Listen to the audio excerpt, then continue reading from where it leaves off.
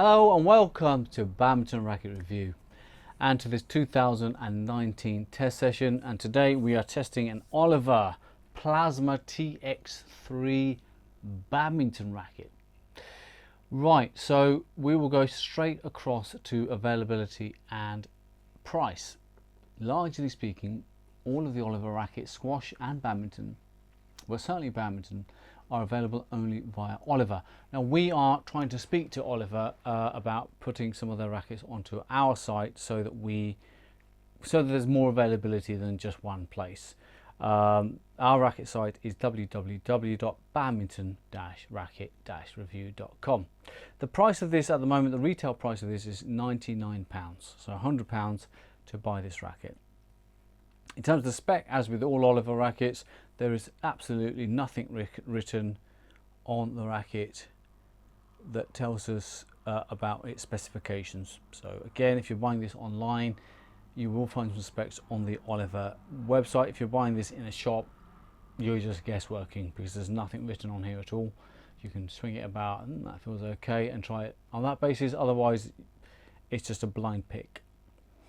Now the specs, we went onto their website and then we compared them to their specifications to our own testing on the E-Zone. So if we start with the weight of the racket, according to Oliver, this racket weighs in at 88 grams. Our own E-Zone testing shows it to be at 89.1 grams. That's with Yonex BG65 at 25 pounds and Oliver's own grip. The balance point we could not find on this racket, so we've tested it ourselves and we can tell you that the balance point is leaning towards the head. Okay, so for us it's regarded as a head heavy racket. The shaft stiffness, according to Oliver here, stiffness of the shaft is medium flex. According to us, it is a medium flex racket too, so we both concur on that particular measurement. In terms of the design of the racket, well, it's not bad. There is some detailing, not an awful lot to be honest with you. All of the rackets are designed in pretty much the same way. It has a black matte background on which they print in very decent quality, in some metallic paint here, some metallic paint here. They print the name largely of the racket and the fact that it's an Oliver racket.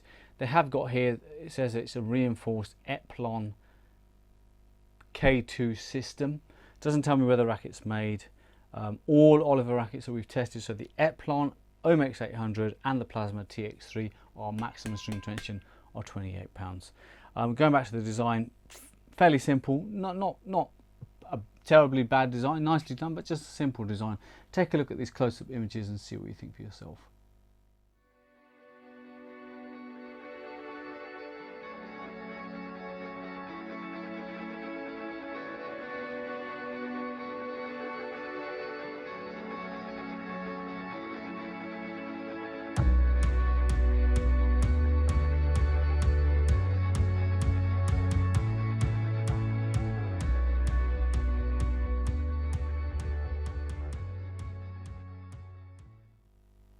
Okay, specifications are done. Let's go to the E-Zone.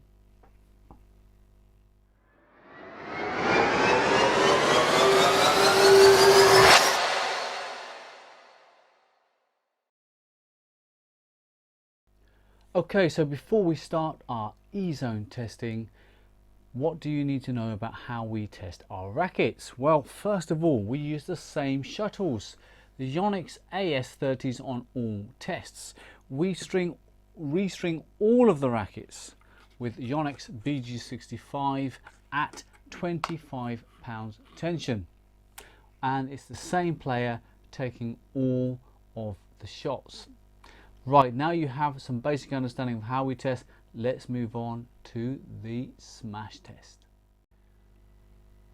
The smash shot that you're seeing here, and for all of the rackets we've tested within Badminton Racket Reviews E-Zone, we take generally 6 shots. We take the 2 highest racket shuttle speeds and we average those to give us a overall speed. If those two readings are not within a certain percentage of each other, we then retake the entire test.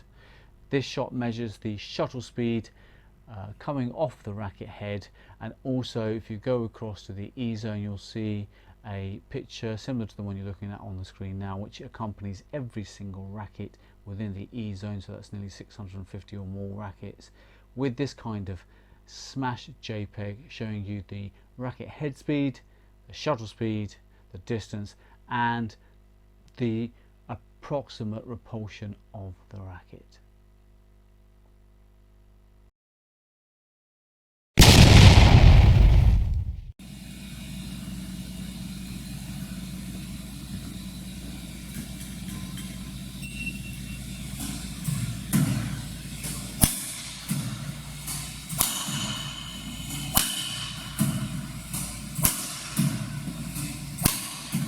Okay, now we're going to do an E-zone maneuver test. The maneuver shots was designed to tell us about the racket's acceleration abilities, its ability to shift from one direction to the other or shift quickly from nothing to full speed.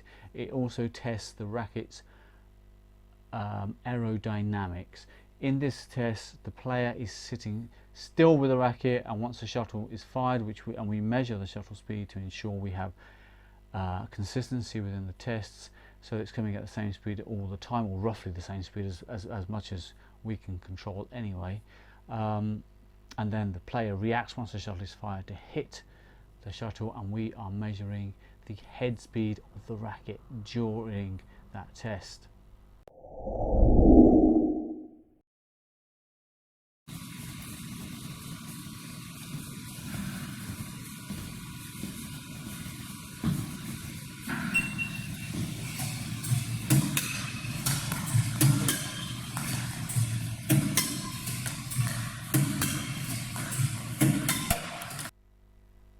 Okay, so they're done. Now it's E-zone control test time. The control test is a simplistic test. We've thought many times if there was any other better way of creating a test where we are focusing on the control of the racket and able to score it, and we so far haven't come up with anything better. So this control test is essentially a test where we have 14 shots taken. You're not seeing all the shots on the control video. We generally film half or less of the shots taken. The green bucket here scores maximum, the grey scores slightly less, and anything in the net or out scores nothing at all.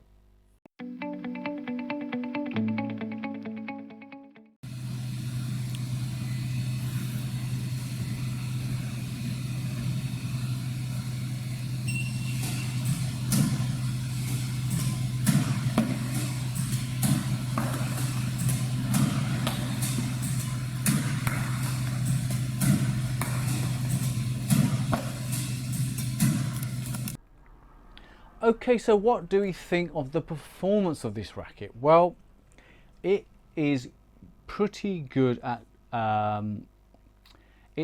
generating power. So if you start to get used to this racket, get the timing right, get the swing fully, you're fully circulating your shoulders, rotating the hips, I think you can pull off a very good smash with it. It offers reasonably good control, and they are good. Oliver as a brand are good at making rackets. 89 gram racket, the Epsilon is a 100 gram racket according to us, and the Omex 800 from memory is about 83 or 84 grams. They still don't feel that, there's something about the way they produce them, or I don't know what it is, but they don't feel slow. They feel pretty quick, and they manage to get through the air really well, and that's got to be something to do with the racket design, the way that the ability to get through the air with minimum drag. It's just astonishing, but actually the racket feels reasonably quick to use. Outside of that, obviously it's an 89 gram racket, so there I would say you're going to get good power, you're going to get good level of control, and you're going to get good speed in the air.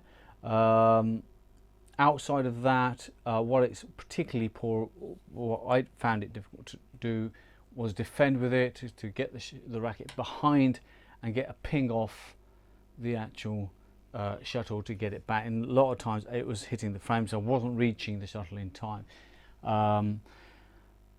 I think that gives you a good overall indicator as to the racket's strength and weaknesses. It's okay at drive, it's not one of the best at drives, so it leaves it in a really awkward position, this racket, because could I recommend it for doubles? Well, if you're going to have a doubles racket, you want to be able to defend, and if you're an aggressive player, you want to be able to drive at the very least. While it can offer good smash, and it can offer reasonably easy overhead shots, I'll definitely give it a thumbs up at £99 for the singles players out there. Worth a shot. This racket, 90 grams, is a good weight for a lot of singles players to use. Clears don't come too hard, control is good, and there's a smash capability. From a doubles perspective, I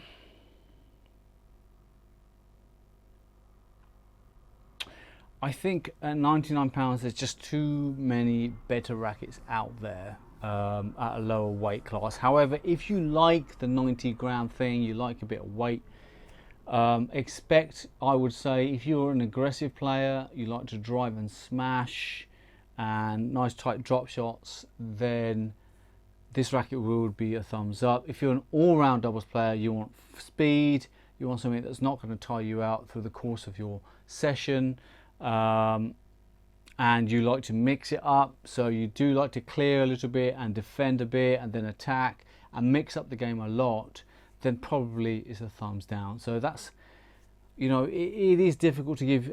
There are certain rackets I'm just 100% sure are not going to work for the vast majority of people, and therefore I'll give them a straight thumbs down. And if I think they're going to work for most people, I'll give them a straight thumbs up. This one is right in between that. I can't say, I just cannot go either way. It really is going to be strategy dependent, player dependent. So that's why I've given you the conclusion I've given you. As you already know, if you want a fully detailed video review of this racket, hop along to the Badminton Racket Review E-Zone, where we talk about its overhead capacity, drive capacity, its ability to defend with, repulsion levels, control levels, and so on and so forth. So it's a very detailed video review within the E-Zone, and the page, the Racket Review E-Zone page itself, has loads of information on the racket. Outside of that, if you're already an E-Zone member, I won't bore you any further with the E-Zone details. You've already been there, you know how great the platform is. If you're not an E-Zone member, there'll be a video at the end of this video giving you a quick 2-3 minute guide as to what the E-Zone is all about.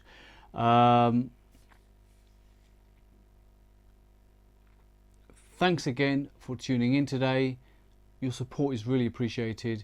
Keep it up. Press the like button, press the share button, continue your support. We're so grateful and appreciative and pleasantly surprised by how many corners of the planet Badminton Racket Review is now reaching, and how it's starting to have a positive effect. And we know this from the email testimonials that we're receiving on people's ability to make good choices when it comes to rackets. Thanks again. See you on the next video.